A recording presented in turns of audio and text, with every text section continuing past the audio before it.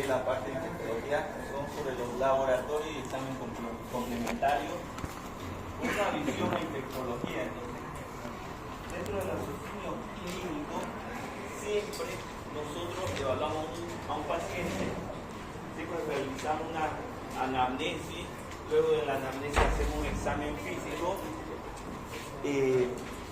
evaluamos o razonamos y pensamos una hipótesis diagnóstica y solicitamos laboratorio, ¿no? Entonces, ¿pero por qué solicitamos laboratorio?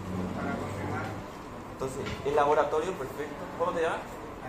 Adrián, perfecto. Entonces, la solicitud de laboratorio es para corroborar su hipótesis diagnóstica.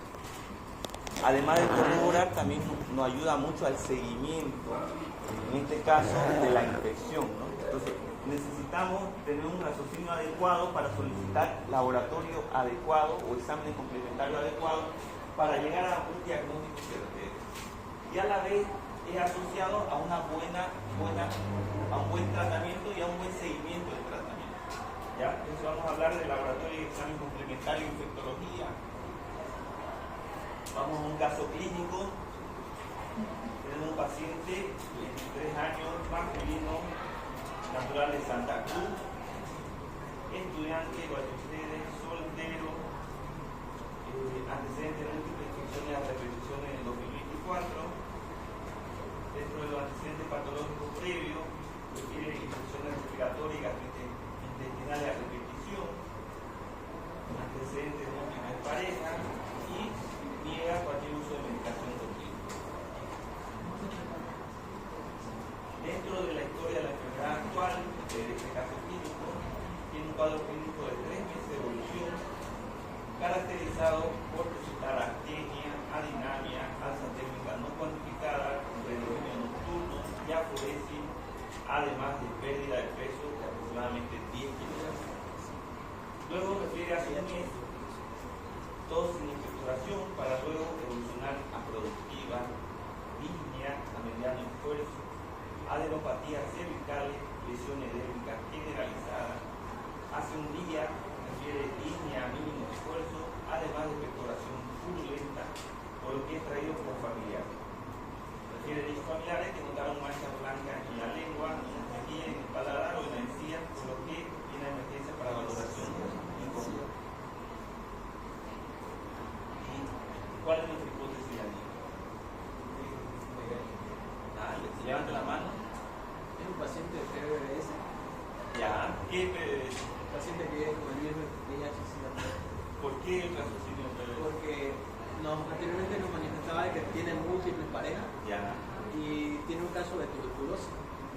Puede ser tuberculosis. Y es muy probable, digamos. Ya. ¿Qué más? También tiene cándida por la mancha en la lengua. Perfecto. Tiene cándida, sospecha de tuberculosis, sospecha de enfermedad por VIH. ¿Qué más? Bueno, pero eso es la sospecha de tuberculosis. Sí, puede ser asociada a tuberculosis u otras enfermedades, pero en todas sus características, ¿qué piensa en ese paciente?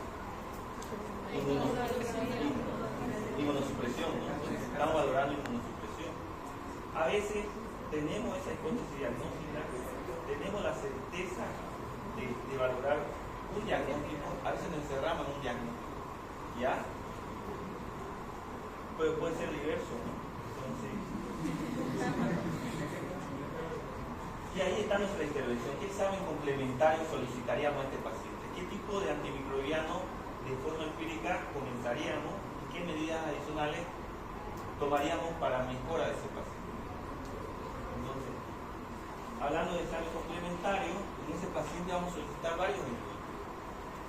Biomarcadores de infección, serología, antígenos, vamos a solicitar imágenes, vamos a solicitar cultivos porque necesitamos un rescate microbiológico. Si tenemos la posibilidad podemos solicitar pruebas moleculares que son de rápida acción, o sea tenemos un diagnóstico más rápido que los cultivos, principalmente tuberculosis, y también nos ayuda mucho la citopatología. El estudio histopatológico nos ayuda mucho cuando tenemos un caso difícil de diagnosticar. En este caso, ¿qué examen solicitaría como biomarcadores? Ariane, ¿qué examen solicitaría para este paciente? Con la hipótesis diagnóstica. Ya. Solicitaríamos un cultivo de frutos, baciloscopía, un cultivo micológico, un cultivo para micobacterias. Entonces podríamos ir desarrollando. Algo importante, no se le debe olvidar, todo paciente tiene que tener algo asociado, que lo tenga algo en común. Este paciente, lo más común que podemos observar es la inmunodepresión, ¿ya? Y la principal sospecha por los antecedentes personales es el VIH. Entonces, ¿qué solicitaríamos en serología?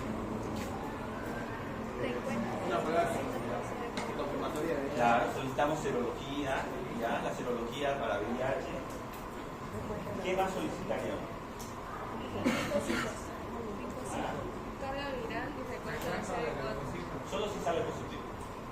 ¿Ya? Entonces, pero es bueno, digamos, si nosotros sospechamos de PBS, que son personas que viven con el virus del SIDA, pedimos serología. Generalmente las pruebas rápidas dentro del programa de diagnóstico actualmente es valedera para hacer un diagnóstico rápido, porque aumentó la tecnología, aumentó la sensibilidad y especificidad de las pruebas. Entonces, con pruebas rápidas nosotros podemos hacer diagnóstico de VIH. ¿Ya? Teniendo un diagnóstico de VIH, ahí solicitamos una prueba molecular, que sería el recuento de carga viral, ¿no? Entonces, vamos a contar cuánto es su carga viral, si sale positivo. Asociado a eso, también podemos solicitar valorar a nivel de biomarcadores o examen hemático, ver cuánto está su CD4, cuál es su grado de inmunodepresión del paciente. Algo importante del paciente con VIH es que puede tener, generalmente cuando desarrolla la fase de inmunosupresión, llega a una fase SIDA, el paciente puede tener 1, 2, 3 y muchas otras enfermedades oportunistas asociadas. Entonces hay que descartarlo todo. Entonces dentro del programa, cuando hacemos un diagnóstico de un paciente ya en una fase de inmunodepresión, además de la sospecha de tuberculosis, tenemos que evaluar otro posible diagnóstico. ¿Ya? Entonces, vamos a empezar por los biomarcadores. Sabemos que un paciente llega con cuadros respiratorios, una probable infección y un nodo deprimido. Entonces, solicitamos dos biomarcadores importantes. Proteína C reactiva, que nos va a ayudar mucho cuando tiene un cuadro de neumonía que debe estar por encima de 150. Procalcitonina, un biomarcador de sepsis, de infecciones graves, entonces, mayor de 0,5. Mayor de 0,5 me indica gravedad de la enfermedad. Y a su vez podemos usar otras pruebas adicionales como galactonal. Las pruebas serológicas solicitamos pruebas para VIH, ya es lo principal. Siendo positiva ella, tenemos que solicitar otras pruebas adicionales, porque no se olviden que el paciente tiene el antecedente de enfermedades de múltiples parejas, entonces solicitamos serología para enfermedades de transmisión sexual. Ahí, ¿qué tipo de serología solicitaríamos? ¿Para qué se sientan adelante? Antígenos. ¿Ah? Antígenos. Sí, digamos, pero ¿qué prueba específica? Serología, digamos. ELISA. Claro, ELISA para sífilis, BDRL, digamos que no puede ser para gonorrea, más que todo gonorrea es un cultivo y se hace a nivel molecular, pero serología en sí, hepatitis, pedimos BDRL, que para sífilis, otras enfermedades de transmisión sexual, hepatitis B, hepatitis C, podemos pedir un estudio como dirigido para hongo, como ser histoplasmosis, que es un antígeno urinario, eso nos ayuda mucho para evaluar. En imágenes, ¿qué solicitarían en este paciente? Centro primer, segundo nivel, radiografía de fondo, ¿ya? En un centro de mayor complejidad, tomografía, ¿ya? Tomografía. Entonces pedimos en imágenes radiografía y tomografía porque vamos a evaluar su principal sospecha que viene de insuficiencia respiratoria, una tuberculosis o otra enfermedad. ¿Ya? Puede ser enfermedad micótica, una neumonía de la comunidad, porque tiene el derecho también, inclusive el paciente con VIH aumenta 3 veces el riesgo de neumonía de la comunidad que una persona no. Además de eso, ¿qué más tenía como antecedente? Tenía candidiasis oral, bucal, ¿no? Entonces probablemente también tenga esofágica. Y ahí solicitaría una endoscopía para descartar una candidiasis esofágica porque el tratamiento varía, aumentamos dosis y tiempo de antifúngico.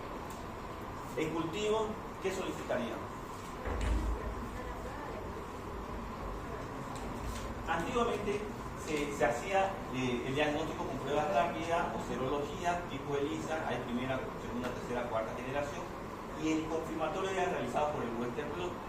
¿Cuál era el problema? Digamos, es que es muy difícil de realizar, necesitamos un centro de alta complejidad, personal que necesita una capacitación especial para realizar la prueba, y es muy demoroso.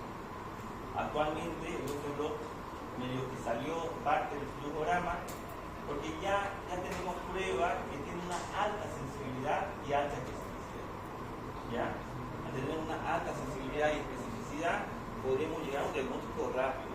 En este caso, en el flujograma del gobierno para el diagnóstico de VIH están las pruebas rápidas. Entonces, yo le hago a este paciente una prueba rápida, me sale positivo, según el flujograma tengo que cambiar de lote, o sea, otra prueba rápida de otro número de lote, realizo la prueba y si me sale positivo, todo positivo, confirmo. Ahí el flujograma va para carga viral y CD4. Hacemos el diagnóstico, solicitamos una prueba adicional para ver primero cuánto de replicación viral tiene y cuánto es su inmunidad con el CD4, para ver cuál es su grado de inmunosupresión. En los cultivos vamos a mandar cultivos de esputo para bacterias, para hongos, para micobacterias, pero nuestro principal hipótesis diagnóstica es tuberculosis, ¿cierto? Asociado a eso también pedimos vaciloscopía, ¿no? ¿Qué tinción se hace en estos pacientes? CNS. Mandamos cultivos especiales ante la sospecha de enfermedades asociadas o de malas respuestas terapéuticas, ¿no? Podemos solicitar en un cultivo o hisopado de vigilancia. A nivel molecular, sí o sí hay que pedir un PCR para tuberculosis. ¿Aquí cuál es el PCR para tuberculosis más famoso? El INESPER, ¿no? Así en todo. A mí me cuesta mucho, no me cuesta entender, pero sí entiendo que la mayoría de las personas no dice, INESPER es mejor, digamos. INESPER es una metodología que ayuda a hacer el diagnóstico a nivel molecular con una alta sensibilidad y especificidad en un centro de primer nivel. No necesita un personal capacitado para hacer un PCR. ¿Ya? Eso vamos a hablar más adelante a nivel molecular, pero hay otras metodologías que tienen igual o mayor sensibilidad que un INESPER. Además podemos pedir un panel, ahora están de moda mucho los paneles sindrómicos, en este caso pedimos un panel de neumonía, donde determinan múltiples tipos de virus, bacterias y hongos, y eso nos ayuda mucho. ¿Ya? Y a nivel citopatológico es muy importante en este paciente tomar biopsia, porque probablemente sea un paciente inmunodeprimido, tenía lesión en piel, entonces tenemos que tomar biopsia para ver qué tiene. Y asociado a eso tenía adenopatía, ¿no? Entonces tenemos que hacer el diagnóstico de evaluar por qué son esas adenopatías. Puede ser un tuberculosis, pero también pacientes con VIH tienen mayor riesgo de linfoma, ¿ya? Entonces, porque no tiene defensa, entonces no actúa contra la bacteria, virus, hongo, pero tampoco contra las células cancerígenas. Entonces tiene mayor riesgo de padecer enfermedades oncológicas, principalmente el linfoma y leucemia. Entonces, ¿qué solicitaríamos? Todo eso. Vieron que no solo la serología, ¿no? Toda una gama de estudios para llegar a un diagnóstico. Ese paciente puede ser que tenga VIH o no. Es decir, si tiene VIH, su inmunosupresión es secundaria por un virus. Si no lo tuviese, sospecharíamos de una supresión primaria o secundaria. Ahí tendríamos que investigar mucho más. Pero en pacientes PBS, entonces también tenemos que evaluar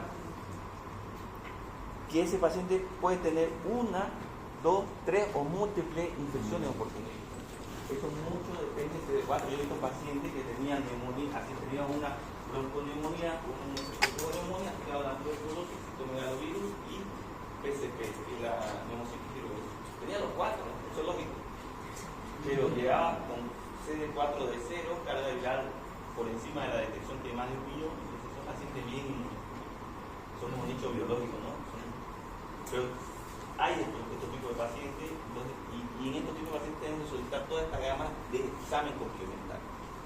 Algo complejo, ¿no? Haciendo un ejercicio. Actualmente, ustedes vieron, aumentaron los casos de infecciones respiratorias, ¿no? Ha aumentado la influenza, principalmente H1N1, y otras enfermedades virales y bacterianas, ¿no? En el niño mucho ha aumentado virus sincitial respiratorio, influenza y otro tipo de infecciones como moraxella y estreptococcus pneumoniae, ¿no? Entonces, si hacemos la lógica, si tenemos un paciente pediátrico que llega con cuadros respiratorios, fiebre, tiraje intercostal, entonces nosotros vamos a pensar en lo que es a nivel estacional. Entonces, el paciente lactante, lo primero que voy a sospechar es virus sincitial respiratorio, ¿no? Si el paciente es mayor, entonces vamos a pensar en neumonía bacteriana. Entonces, esto todo va dirigido al tipo de hipótesis que ustedes van a solicitar. Entonces, dentro del aula vamos a hablar de todos los exámenes complementarios que vamos a solicitar en un cuadro infectológico.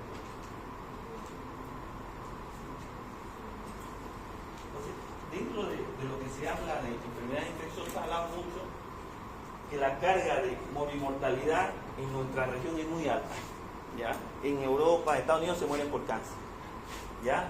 Aquí en Sudamérica, en África se mueren por infección, ¿ya? La mayoría, ¿ya? En los jóvenes, digamos, de acuerdo al grupo etario varía, ¿no?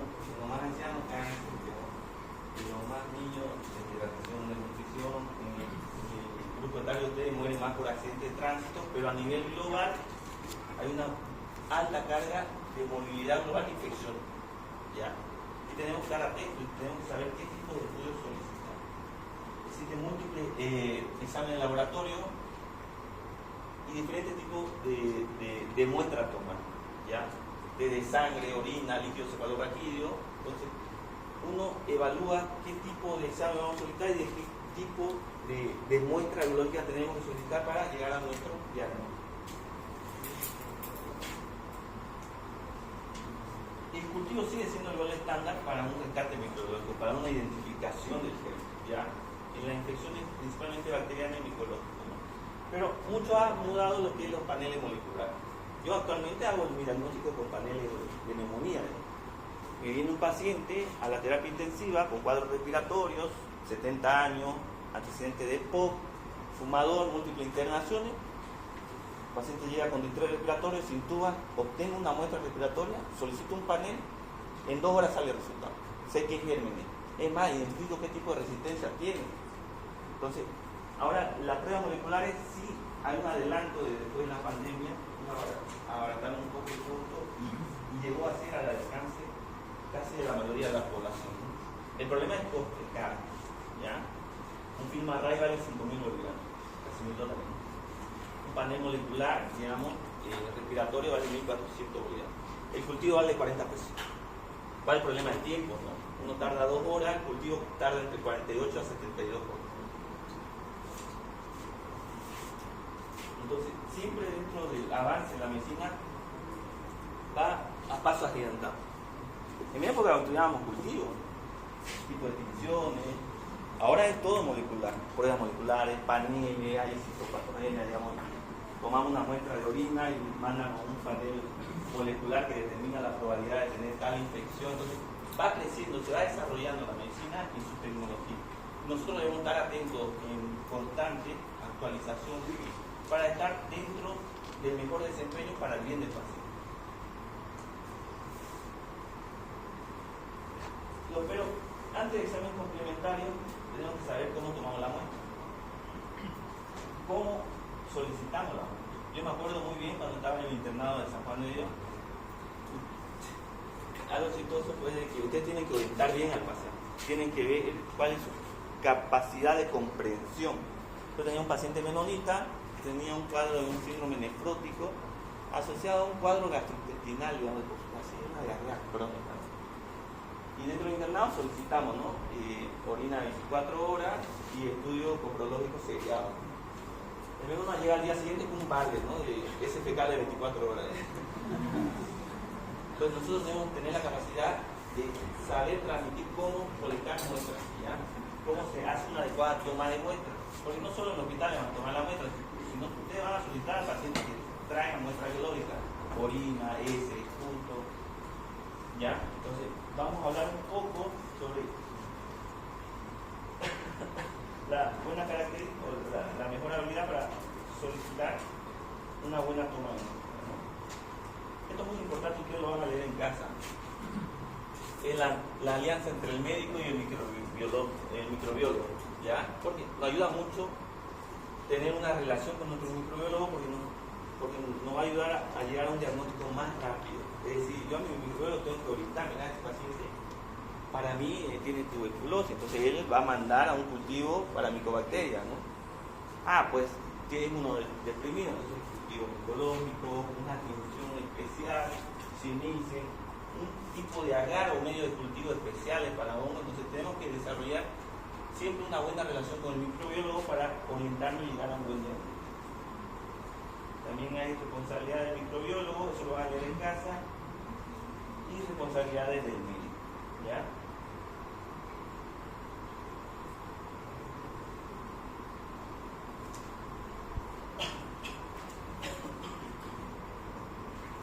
Ahora vamos a hablar un poco sobre cómo tomar muestras para abscesos, ¿ya? Es muy importante, ¿no? Hay muchos errores que se ven en el hospital y es muy rutinario. Tengo un paciente que llega con un absceso ya drenado, viene el médico, el interno o el microbiólogo, donde está el drenaje, coloca un hisopo, ¿no? Eso está mal. ¿Por qué? Porque vamos probablemente tomar una muestra que sea falsa, que sea colonizante. Entonces cualquier absceso se debe realizar un método de asepsia antisepsia y siempre utilizar una jeringa estéril. Dentro de la metodología previa higiene de mano, buena asepsia antisepsia del lugar y entrar con una aguja estéril y tomar una muestra adecuada. Eso es la recomendación para una buena muestra de absceso. Yo veo muy frecuente, principalmente cuando van a la Casa Nacional, llevan con pie diabético o una torunda, digamos. Eso no me demostraba nada, el paciente febril, con mejora clínica y salía una tenotropomona con multiresistencia y el paciente tranquilo, con marcadores biológicos dentro de la normalidad. Entonces yo hablo con los médicos y le trato de orientar que lo que tomaron fue una bacteria que era colonizante de la piel. Igual que yo en este momento tomo una muestra de mi piel, va a crecer bacterias. Tenemos dentro de la flora de la piel bacterias. Y cuando está el paciente internado en el hospital probablemente esté colonizado por bacterias multiresistentes, ¿no? Entonces tenemos que saber tomar una muestra adecuada para mandar un buen estudio y que nos orienten adecuadamente el tratamiento para que tengamos un éxito terapéutico. En este caso, absceso, no se olviden cómo clínica, ¿ya? Para los hemocultivos también, ¿no? Aquí todavía no han tomado muestras, ¿no? ¿Nadie? No han visto sangre todavía.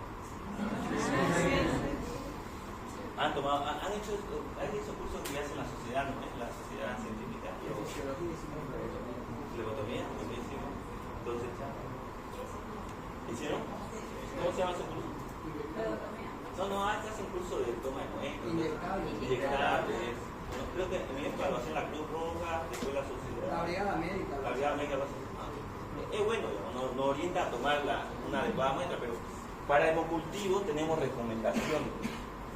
Una de las recomendaciones principales que no se debe olvidar es desinfectar los tapones de los frascos con alcohol isopropílico, con alcohol 70%. O sea, este balón de hemocultivo tenemos que desinfectar antes de tomar la muestra. Sí o sí. Alcohol 70%. ¿Ya? Siempre hacer una asepsia antisepsia del lugar. Siempre en adultos extraer la mayor cantidad posible, 10 a 20 ml, en niños de 1 a 3 ml, y siempre recoger más de 2 pares, 2, 3 cultivos, digamos. Hace semana me llegó un paciente con sospecha de endocarditis, tomé 5 muestras de hemocultivo. Porque en el protocolo de endocarditis te indica teniendo más 5 pares en determinado tiempo, y en los 5 salió un espectroscopio oral, confirmamos una endocarditis en válvula protésica, hicimos un ecocardiograma, en el ecocardiograma transesofágico se vio la vegetación, ¿no? Y iniciamos tratamiento, 4 a 6 semanas, ¿ya? Entonces no se olviden, los hemocultivos siempre usar guantes estériles, hacer una buena asepsia antisepsia del lugar, siempre desinfectar la tapa de la botella y tomar siempre una buena cantidad, ¿ya? Entre mayor cantidad, mayor probabilidad de que tengamos desarrollo de una bacteria. Y si tenemos sospecha de hongo, mayor tiempo. Entonces, Hemocultivo generalmente 24 a 48 horas y cultivo micológico aumenta, o sea, ahí 5 a 7 días. Micobacteria aumenta mucho más. Entonces, a depender de la hipótesis que tenga, de la infección que tenga el paciente, solicitamos un tipo específico de hemocultivo. Médula ósea. Entonces, si hacemos biopsia o toma de muestra de médula ósea, también tenemos que realizar siempre una asepsia antisepsia, dejar un campo estéril, usar siempre guante estéril previa higiene de mano y tomar adecuadamente, mediante una metodología adecuada, una muestra. Punta de catéter es un poco controversial, dice, la mayoría dice no, ya no se toma en cuenta, ya no se realiza. La mayoría lo estudia por el costo, digamos, ¿ya? Ha quedado en desuso, en algunos lugares sí lo realizan, pero tienen que tomar en cuenta que toda punta de catéter intravascular siempre se debe hacer un retiro aséptico, o sea, coloco todo mi campo estéril, higiene previa de mano, guante estéril, los EPP, ya empezamos EPP, ¿no? No, vamos a pasar. Los EPP correctamente y ahí tomamos la muestra, ¿ya?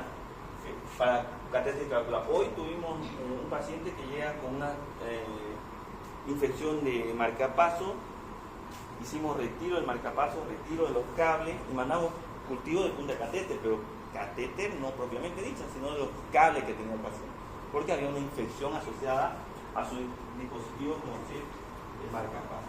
Entonces tenemos que tener una buena metodología, generalmente son 5 centímetros de manera aséptica, ¿no? Sonda Foley, hay un neurólogo que manda cultivo de punta de sonda vesical, ¿no? Ya no se hace, ya es una falta de respeto. Punta de catéter tampoco, no se hace, jamás. Cuando den muestra para cultivo, ¿usted cómo solicitaría que tomaran la muestra para un cultivo?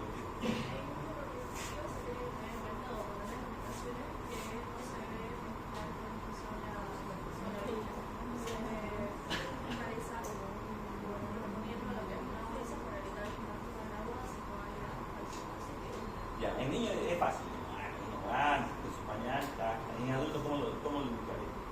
La cantidad de veces, obviamente lo veis porque es una... Pero ¿cómo lo preguntan? Difícil, ¿no? Que despeje lo que es la bolsa, que lo pongan en la bolsa. Sí, puede ser. Es difícil, ¿no? ¿Cómo lo hago? ¿Con qué bolsa? ¿Una bolsa estéril, doctora? No tiene que ser. ¿No? Ni siquiera los platos son... ¿Y la bolsa dónde está? ¿En una silla, un sillón, en una caja? Así te van a sentar los pacientes. Es difícil, lo van a averiguar ya. Tarea para ver. Líquido cefalorraquídeo. Entonces, para líquido cefalorraquídeo se toma la misma metodología, asepsia, antisepsia, higiene de mano, uso de EPP y una técnica adecuada. Siempre se debe mandar una buena cantidad ya. Paciente con VIH, con sospecha de grito, yo mando alrededor de 3 a 5 tubos de líquido cefalorraquídeo, sin problema. Va bien y siempre evaluar qué tipo de neuroinfección podemos tener y qué tipo de laboratorio o cultivo debemos realizar. Algo importante, remitir inmediatamente al laboratorio cuando tomemos la muestra. Es rápido. Yo en mi residencia en Brasil, en infectología, yo tomaba la muestra en terapia intensiva o en hospitalización, inmediatamente con la muestra, yo inmediatamente llevaba la muestra al laboratorio. Porque tiene que ser rápido. Porque el laboratorio tiene que iniciar rápido una metodología para la conservación y una mayor sensibilidad y especificidad en el diagnóstico microbiológico del tío. Entonces, es llevarlo rápido, no dejarlo que la enfermera después de su cena se acuerde que tenía un cultivo y lo lleve después de 5 horas. ¿No? Y suele pasar. En quirófano igual, cuando tomas en quirófano líquido cefalorraquídeo, a veces la enfermera se olvida. El neurólogo, el neurocirujano toma la muestra, lo ve a la enfermera hace su cosa, hace su limpieza, hace su desinfección y después de 5 o 6 horas se acuerda que tiene un cultivo y recién lo envía. Entonces, todas las muestras biológicas deben llevarlo inmediatamente a los laboratorios. Cuando tenemos muestras como líquido pericárdico, peritoneal, pleurado, sinovial, igual, digamos. De acuerdo a la metodología, asepsia, antisepsia, usar los EPP, los campos estériles y siempre mandar una buena cantidad de de material biológico. ¿Ya? Cuando tenemos muestras de tracto genital, cervical y uretral, siempre se debe evaluar que se debe eliminar el moco y secreciones del introito cervical con empleo de una torunda y después resolver el material con una torunda estéril. Entonces hacemos externamente, limpiamos, introducimos una torunda lo más profundo posible y tomamos la muestra a nivel del cuello uterino. A nivel vaginal es lo mismo, ¿no? Siempre se debe obtener la muestra en la pared vaginal con una torunda estéril. Principalmente se hace cuando hacemos diagnóstico de vaginosis bacteriana. En nariz, cuando hacemos hisopado como cultivo o hisopado para paneles moleculares o antígenos virales, entonces necesitamos siempre hacer una buena toma de muestra, porque si lo hacemos mal probablemente el resultado va a salir negativo y no nos va a orientar a realizar un buen tratamiento terapéutico hacia el paciente. Nasofaringe igual, ¿se acuerdan de la época de COVID? ¿Qué no se hizo? Yo cada vez que venía a Brasil, a Bolivia, unas 20 veces me hacía la prueba. Casi hacía una perforación, ¿no?, de la base del cráneo, pero se hacía, digamos. Entonces, dentro de la nasofaringe siempre se debe hacer una buena muestra, una buena posición para que tengamos una adecuada muestra biológica para hacer un diagnóstico adecuado.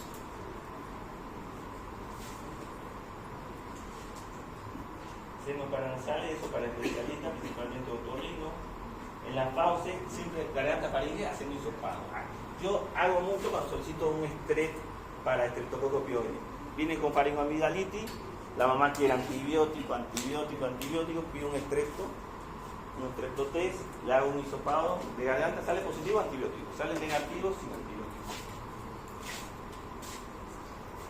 El punto expectorado, entonces tienen que saber cómo mandar al paciente, cómo mandar una buena secreción, aunque usted no lo crea, en buen porcentaje de una mala toma de muestra de esputo. La mayoría son salivales. ¿Ya? Entonces usted tiene que enseñar al paciente que tiene que expectorar flema, ¿no? Eso de la parte respiratoria. A veces es muy difícil el paciente con unas infecciones virales o pocas secretivas, entonces necesitamos ayudarlo con un esputo inducido, ¿no? Usamos solución salina, nebulizamos, necesitamos un cuarto con presión negativa y tomamos una muestra luego de la nebulización y la producción de tos y moco a nivel respiratorio. Cuando tenemos una sospecha de una lesión propiamente dicho en un pulmón, en un lugar anatómico, no podemos hacer un lavado bronquialveolar, no va a ayudar mucho porque el neumólogo va a entrar dirigido, en este caso con una bronquioscopía flexible, a qué lugar vamos a tomar la muestra y tiene mayor sensibilidad y especificidad porque vamos a entrar a un lugar que debería ser estéril. Entonces, si crece algo, probablemente sea esa la causa de la infección. En cambio, el esputo, si manda una mala muestra, probablemente salgan muchas bacterias. Y eso pasa mucho con los paneles moleculares. Cuando un niño manda una muestra inadecuada, sale un montón de bacterias que pueden ser colonizantes, no propiamente productoras de enfermedad. Entonces, debemos realizar una adecuada toma de muestras, y algo que nos ayuda mucho en enfermedades pulmonares avanzadas, tipo lesiones como bronconeumonía o caverna, es hacer un lavado bronquialveolar. Dentro del lavado bronquialveolar se hace cepillado, biopsia y aspirado. Eso es parte del protocolo. Yo hago todo. No es que hago cepillado a uno, otro no, se hace a todo. O hacer el lavado bronquialveolar, hacer un lavado bronquialveolar, hacer el cepillado, la biopsia, hacer el aspirado y se manda la muestra.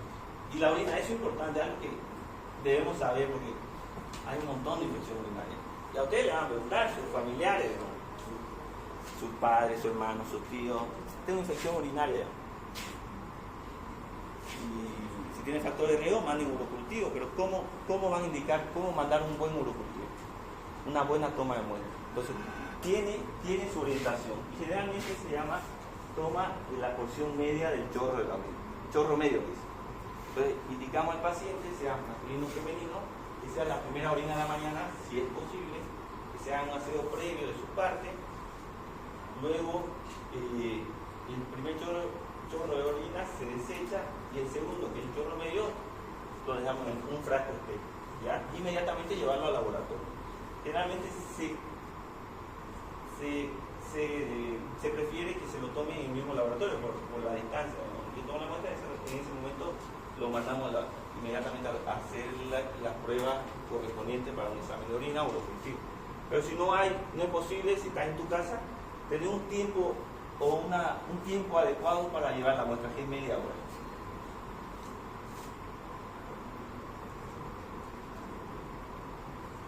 Entonces también hay pacientes con sonda, entonces también hay metodología para la toma de muestra. Yo generalmente si un paciente ya tiene mucho tiempo de sonda vesical, yo cambio la sonda vesical. Al cambiar, cuando introduzco la nueva sonda vesical, con toda la metodología asepsia y TPP, tomo una muestra. Y esa muestra, finalmente con todo el equipamiento TPP, va a ser una buena muestra para el cultivo, ¿no? Y cuando no lo podemos hacer, podemos hacer un aspirado suprapúbico. Viene el urólogo, palpa a nivel de la vejiga y mediante una punción puede tomar una muestra a nivel de la vejiga, a nivel suprapúbico.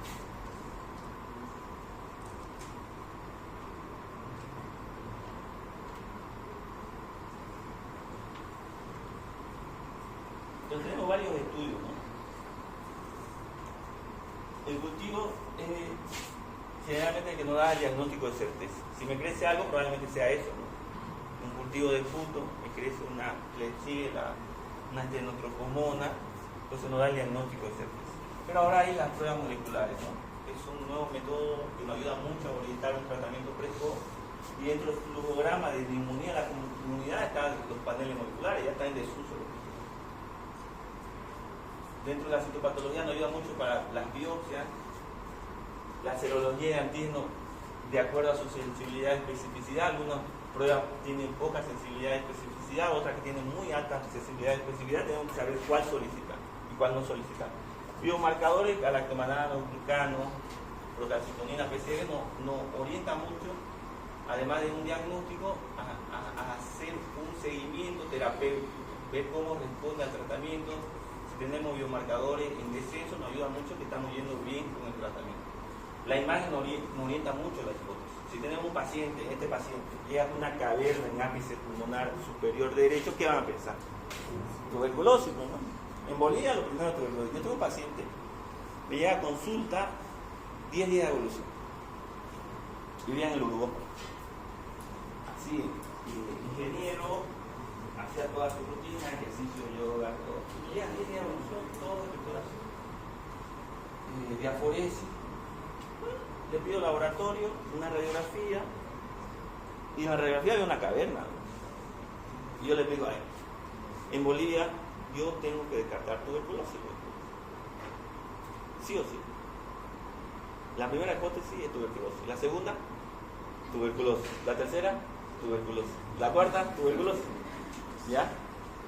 Pero no todos. Hay algunos que no van a salir tuberculosis. ¿Ya? En este paciente no tenía factores de riesgo, la serología toda negativa. Empresario deportista. Hicimos un lavado bronquialveolar, mandamos cultivo, panel, todo negativo. Biopsia, célula neoplástica. Entonces, en realidad que no todo va a ser infeccioso. Entonces, por eso dentro de la toma de muestras se mandan varias hipótesis. Yo le dije al paciente, yo lo primero que sospecho es tuberculosis, pero hay que descartar otras cosas. Hablé con mi neumólogo, le dije, mira, tomarle muestra, tomarle biopsia y vemos qué crece. ¿Ya? Entonces siempre, además de generar una hipótesis, genere hipótesis diagnóstica diferencial. ¿Ya? Porque no le van a volver a hacer otra broncoscopía. Ay, pues me salió negativo la vasculopatía. Le hago otra broncoscopía. No. Hay un protocolo. Siempre tienen que pedir dentro del programa de la toma de muestra varias cosas, pensando en otra hipótesis diagnóstica. Cultivo. Siempre en los cultivos tenemos que hacer la identificación. Estos programas que van a leerlo en casa, ¿ya? Que hay una etapa preanalítica y posanalítica. Se lo voy a mandar a la diapositiva, en la que se valora cuáles son las características y los informes. Hoy clasificó Bolivia, ¿no? Por eso me gusta. ¿La diapo? Ya se lo voy a mandar.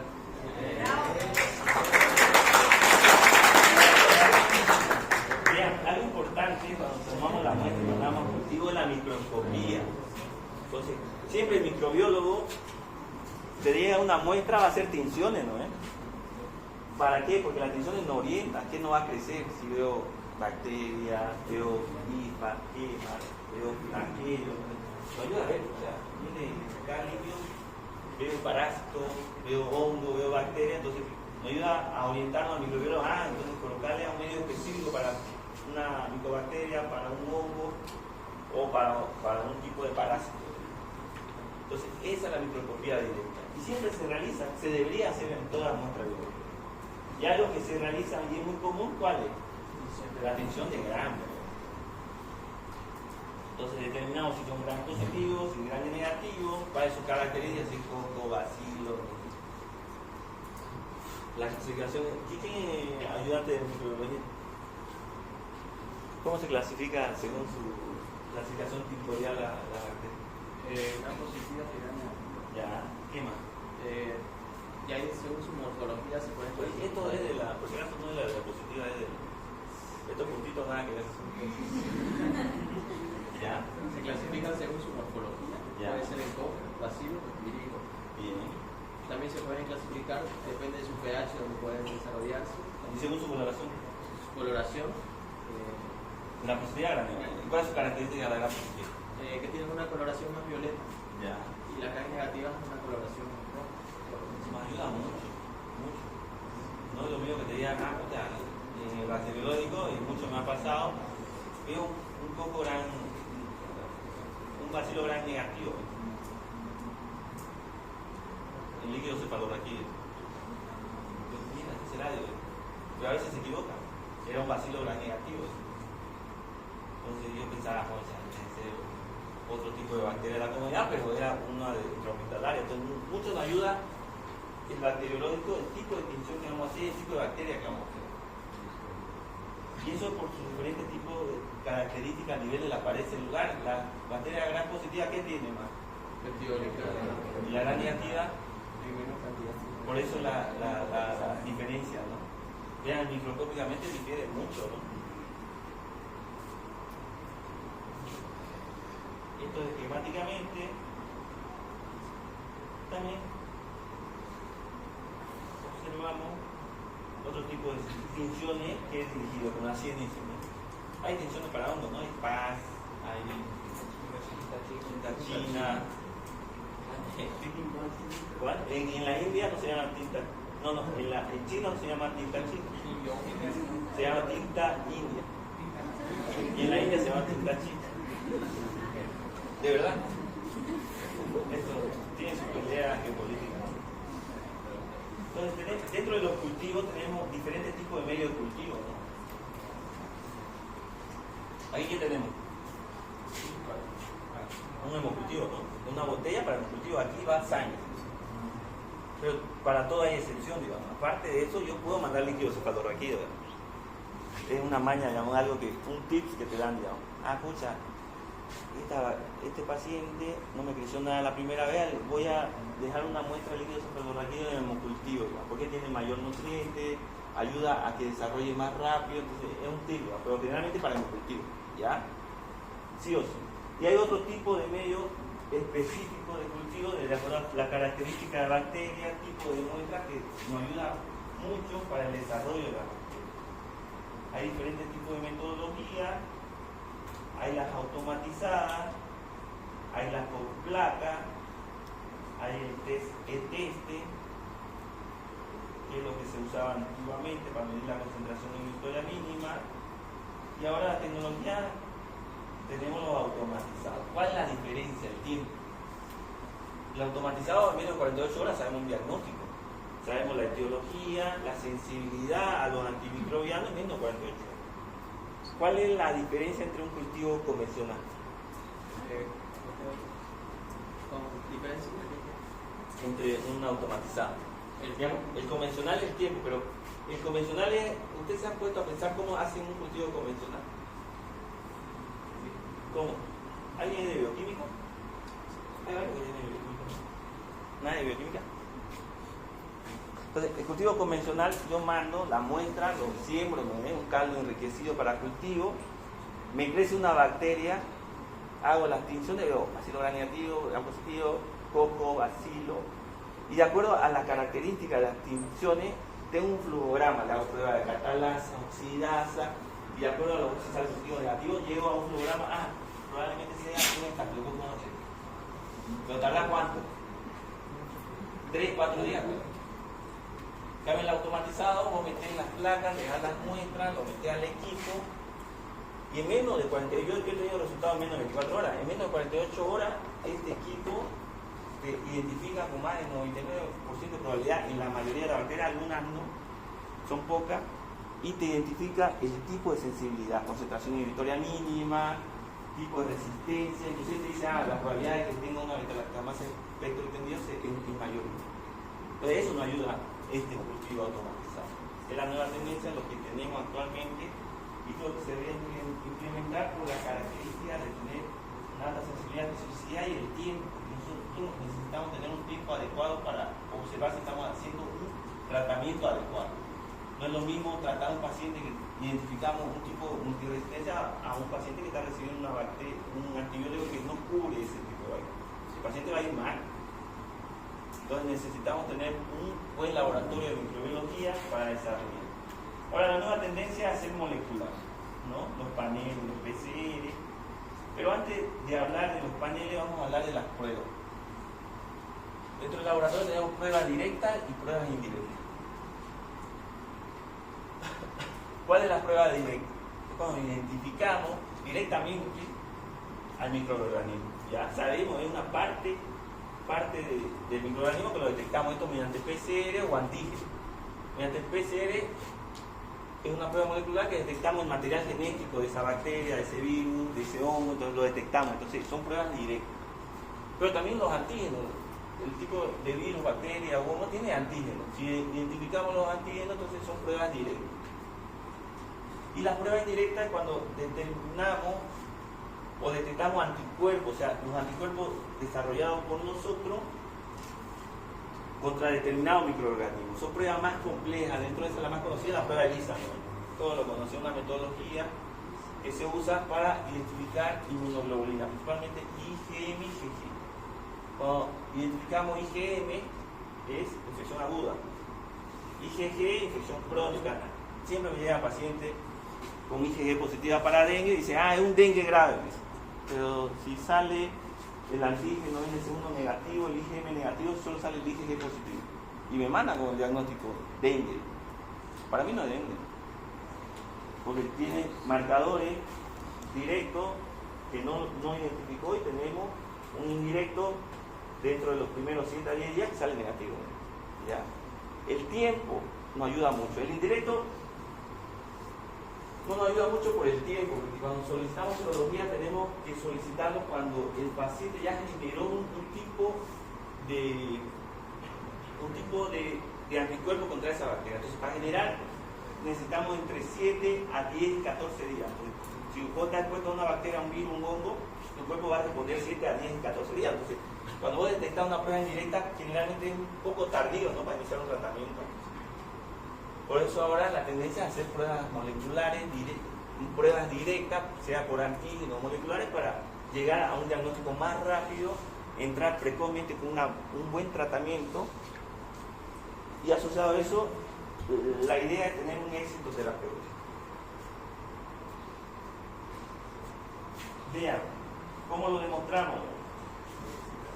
Vean, dentro de los primeros días de la evolución, dentro del primer día, ¿qué está más elevado? El material genético de la bacteria o del virus o del hongo, ¿no? Entonces, dentro de los primeros 3 a 5 días vamos a detectar esto: PCR, que son metodologías directas, y el antígeno. Vean, los primeros días se eleva, entonces entre los primeros días tenemos mayor sensibilidad para hacer diagnóstico por pruebas directas. Pero luego, progresando los días, se van a elevar los anticuerpos, ¿no? Entonces, vamos a llegar a un diagnóstico más tardío, pero sí nos ayuda a tener un diagnóstico certero mediante pruebas indirectas, como ser los anticuerpos mediante diferentes tipos de metodologías, ¿no? Dentro de lo que es los paneles moleculares tenemos la reacción de cadena polimerasa. Hay varios tipos de etapas que seguimos. Entonces, en un laboratorio tenemos que realizar una etapa 1, que es la separación del DNA, La etapa 2 es la unión de los prime, de los prime que tenemos para poder hacer el diagnóstico, y la etapa 3 es mediante una DNA polimerasa incorporarlo, identificarlo, y mediante estas pruebas de luminidad vamos a identificar si tenemos ese material genético y hacemos el diagnóstico. Es complejo. Lo vamos a repasar cuando pasemos un laboratorio clínico, en la práctica, y lo vamos a ver, ¿ya? Entonces hay diferentes tipos de PCR, RT-PCR, qPCR, RT-PCR, ¿no? Uno es convencional, otro es contractasa reversa, otro es cuantitativa a tiempo real y otro es cuantitativa contractasa reversa. Es de acuerdo a la metodología, es complejo, pero se realizan varios dentro de este es INESO. Entonces, ¿qué hizo la OMS? Entonces, habló con un laboratorio, innovaron, hicieron un aparato, no necesitamos un microbiólogo especialista en molecular para realizar toda esa fase que necesitamos para la separación de ADN bacteriano, viral o fúngico, y tenemos estos casetes. Dejamos la muestra, introducimos los casetes, en 2-3 horas sabemos el diagnóstico, inclusive detecta resistencia. Este es INESO. En cada centro de salud deberíamos tenerlo, pero no lo tenemos. Estamos medio centralizados, no sé por qué. Todos lo tienen solo la Cruz Roja, todos mandan la muestra ahí, pero ¿cuál es la idea de hacer esta metodología molecular que es realizada de manera simple, que se realice en todas las unidades básicas de salud, para hacer un diagnóstico más rápido, para hacer el diagnóstico rápido y un tratamiento adecuado? Porque en realidad hay muchas soluciones. Hay algo llamativo, que cada uno, hay una noción, cada uno por lo menos conocemos a un familiar con tuberculosis. En Bolivia es común, porque hay mucha tuberculosis. Y hay otros paneles sindrómicos que nos ayudan mucho para hacer el diagnóstico más rápido. El problema es el costo. Aparte del costo, necesita un aparato, un laboratorio especializado con una infraestructura compleja, principalmente de tercer, cuarto nivel. Entonces son estos paneles específicos en la que vamos a identificar en hemocultivo, infecciones articulares, en neumonía, en meningitis, toma líquido cefalorraquídeo, a nivel de heces fecales, a nivel de hisopado respiratorio, diversos tipos de microorganismos. Vean, este es un panel sepsis que es para cuando tenemos un hemocultivo positivo, lo meto al aparato y identifico todo este tipo de bacterias gram positivas, todo este tipo de bacterias gram negativas, tipo de multigenes de resistencia y un montón, ¿no? Entonces a mí me llega así, en terapia, generalmente me llega el paciente séptico, a las 5 horas suena el aparato del hemocultivo. El hemocultivo, uno toma la muestra, lo dejamos en un aparato, una incubadora, lo deja a una temperatura adecuada para mayor crecimiento, y cuando comienza a crecer, suena el aparato. Te dice qué tipo de botella está sonando. Saco la botella, lo dejo en una siembra y crece. Y ahí lo mando a... ¿Qué puedo hacer, digamos? De la misma botella que sonó, lo mandamos a panel. En 2 horas sale el resultado. Me dice el tipo de bacteria y el tipo de resistencia. Nos orienta mucho para optimizar el tratamiento. También hay para líquido cefalorraquídeo, cuando llegan con meningoencefalitis.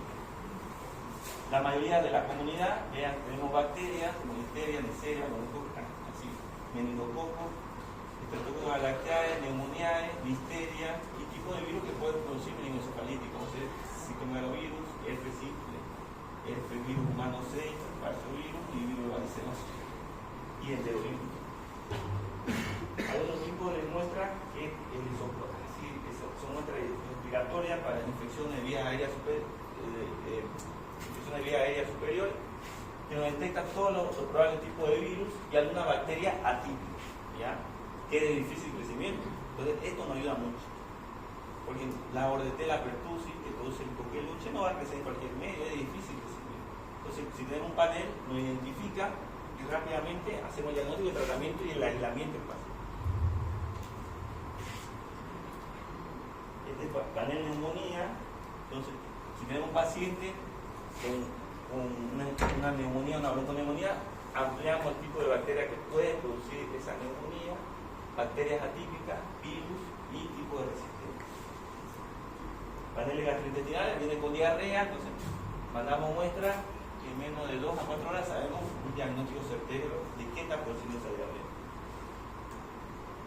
Y también tenemos articular, si vienen con una artritis séptica, mandamos muestras, identificamos el tipo de infección que produce y hacemos el diagnóstico, ¿no? Vean, principalmente esto dirigido a la probabilidad de tener este tipo de infección o este tipo de microorganismo, es decir, bacteria gram positiva, que es la mayor probabilidad, pero también bacteria gram negativa y tipo de resistencia y Candida albicans como el principal diagnóstico por hongo. ¿Alguna pregunta, duda? ¿Nada? ¿Todo bien por acá? Oye, vamos a hacer una pausa, ¿no?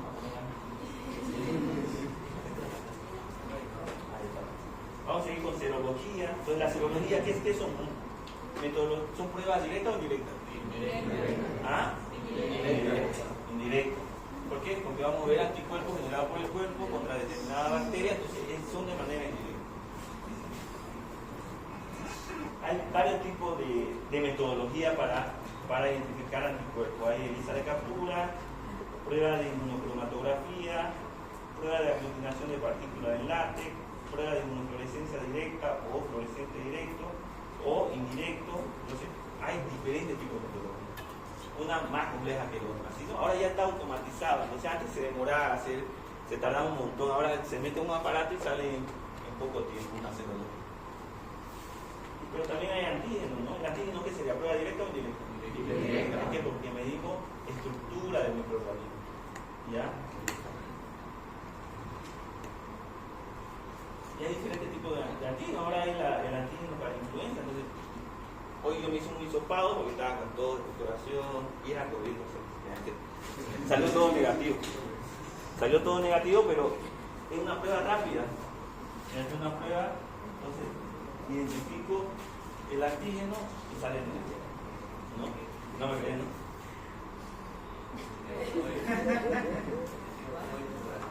¿Ah? ¿Cuánto tarda? ¿Ah? ¿Cuánto tarda?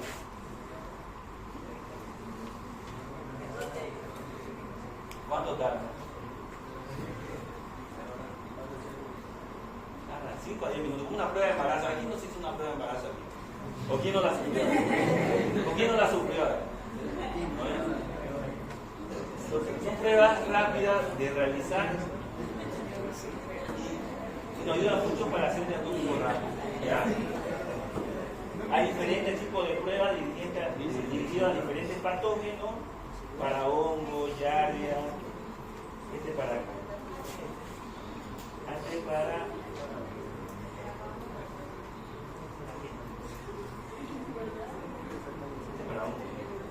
y hay biomarcadores. ¿Qué entiendes por biomarcadores? ¿Qué entiendes? Componentes del organismo que se elevan cuando hay una infección. ¿Ah? Componentes del organismo que se elevan cuando hay una infección. Reactantes de fase aguda. Ya, entonces, hay biomarcadores que nos ayudan mucho para ver el tipo de infección que tenemos. ¿Ya? Con el tiempo hemos presenciado una mayor avance tecnológico en estos biomarcadores. Pues tenemos varios factores de necrosis tumoral, interleucina 10, 8, 12 y tenemos proteínas de fase aguda, ¿no? La que más utilizamos es proteína C reactiva y procalcitonina, ¿no? ¿Ya? Nos ayuda mucho porque aparte del diagnóstico nos ayuda a ver cómo estamos con una respuesta terapéutica, ¿ya? Eso lo vamos a pasar cuando hacemos el módulo de neumonía. Cuando hay un paciente con neumonía, dentro del flujograma tenemos que pedir PCR o procalcitonina. Si tenemos un PCR por encima de 150, una procalcitonina por encima de 0,5, la probabilidad de que sea infección bacteriana es alta. Tenemos que dar antibióticos, ¿no? Pero si viene un paciente con cuadro respiratorio, con PCR negativo, procalcitonina negativo, lo más probable es que sea virus. Pues no hay que dar antibióticos. ¿Ya? Poca probabilidad de que sea producido por un virus, que son biomarcadores que nos ayudan mucho para identificar el tipo de infección que tenemos. Hay diferentes tipos de flujograma. Esto es la procalcitonina. La verdad que yo lo utilizo, pero en pacientes graves, en terapia intensiva sí lo utilizo. Pero más con la respuesta terapéutica. ¿Qué quiere decir? Yo sé que viene un paciente con una bronconeumonía, que la probabilidad de que sea bacteriano por un panel molecular diagnóstico es rápido, pero la procalcitonina, ¿en qué nos ayuda? Nos ayuda a que después de instaurado el tratamiento, a las 24-48 horas, si está en descenso esta procalcitonina, estoy yendo bien. Y la procalcitonina en realidad se inventó para suspender antibióticos. Si yo tengo un paciente con ya varios días de antibióticos, una procalcitonina que negativizó, retiro antibióticos. Tranquilamente. Yo he hecho tratamiento con bronconeumonía 5 días. Muy pocos días me dicen, pero la proca es negativa. Y responde bien. Entonces, son biomarcadores que nos ayudan mucho para ver el diagnóstico y el seguimiento terapéutico y además para retirar lo más rápido posible el antibiótico para evitar multiresistencia en nuestro paciente y en nuestro hospital. Hay otro tipo de biomarcadores como galactomanana para los que son hongos, beta-glucano también para hongos. Y para terminar vamos a hablar sobre citopatología. No nos falta imagen. Dentro de citopatología es importante llegar a un diagnóstico. A veces es difícil encontrar esa tuberculosis. Baciloscopía negativa, PCR negativo, hiciste una biopsia y en la biopsia te sale un ganglio, ¿no? Entonces ya, tuberculosis, ¿no? Entonces puede ser un diagnóstico por histopatología. Vamos a ver hongos. Y la imagen también es parte del proceso de realizar o tener una hipótesis diagnóstica. El tipo de infección que vamos a tener mediante imagen. Aquí, ¿qué ven?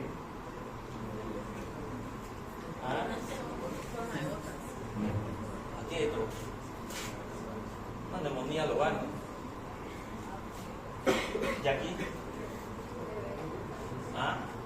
¿Alguien dijo? TB. ¿Y qué patrón tiene? Vidrio esmerilado en tomografía. Esta es miga de pan, ¿no? Es un ATD biliar. O puede ser hongo también, histoclamosis, yo he visto harto de eso. Y eso, vean, ¿qué? Una caverna, ¿no? Entonces, si yo tengo una caverna, ¿qué vamos a sospechar ahora nosotros? ¿Y eso? ¿Qué? Yo lo primero que sospecho ahí es una bronconeumonía, hongo con cáncer. ¿Ya? Salió cáncer. Y es una, por ecografía podemos ver absceso hepático. Podemos delimitar colecciones mediante la ecografía para hacer diagnóstico. Vean, la tomografía nos ayuda mucho, vean este padrón. Esta tomografía era muy común en época de COVID.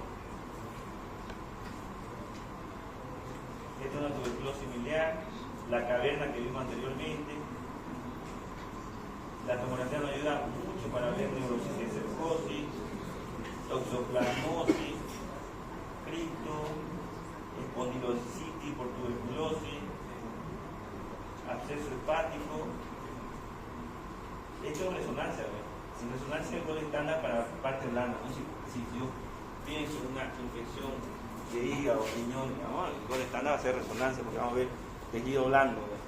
Entonces, si tenemos un acceso por ecografía, pidamos una resonancia para delimitar bien el tipo por la característica de esa infección.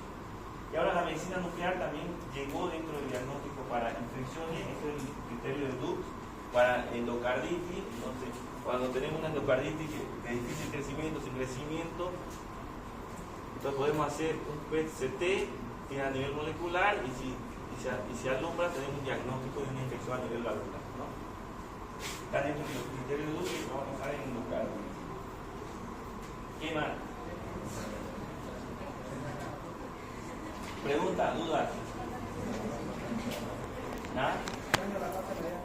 ¿Cómo? No, la bibliografía.